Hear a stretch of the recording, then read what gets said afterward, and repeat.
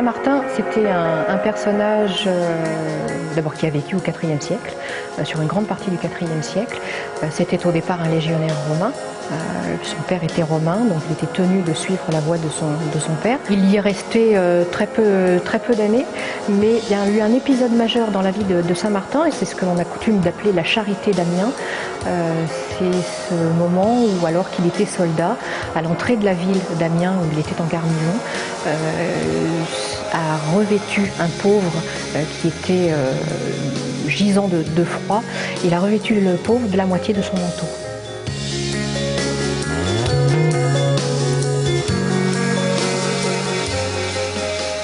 Le musée Saint-Martin, avant s'appelait le musée Martinien, le petit musée Martinien, il était situé dans la crypte de la Nouvelle Basilique.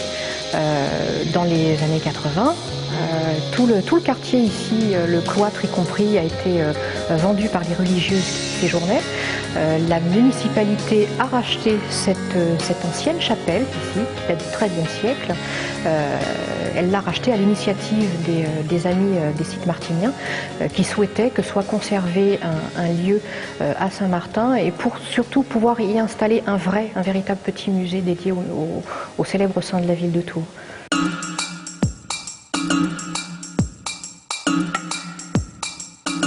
On a ici des reliques qui viennent du 5e siècle jusqu'au 15e siècle, et la pièce la plus importante est très probablement ce petit morceau de fragment de tombeau de Saint-Martin qui date du 5e. Saint-Martin va s'éteindre en 397, le 8 novembre. Il ne s'éteint pas à Tours, mais à Camp de Saint-Martin, où il souhaite se déplacer parce qu'il y a des querelles entre les moines et les chanoines de Camp, et il ne veut absolument pas que cela dure. Il sait qu'il est fatigué, qu'il va s'en aller, mais il veut absolument que rétablir la paix dans son diocèse. Alors il y va.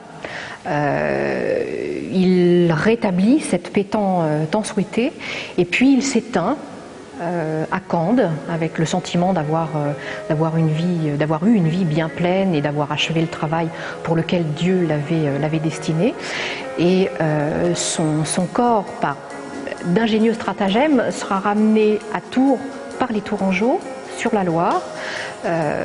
Il va être ramené à Tours donc le 11 novembre, et on a coutume d'appeler cette période entre le 8 et le 11 novembre l'été de la Saint-Martin, puisque la légende raconte que sur le passage du corps de Martin, toute la végétation s'est mise à refleurir en bord de Loire. Voilà. Donc c'est pour ça qu'aujourd'hui encore, on parle toujours d'été de la Saint-Martin comme étant une période relativement douce du mois de novembre.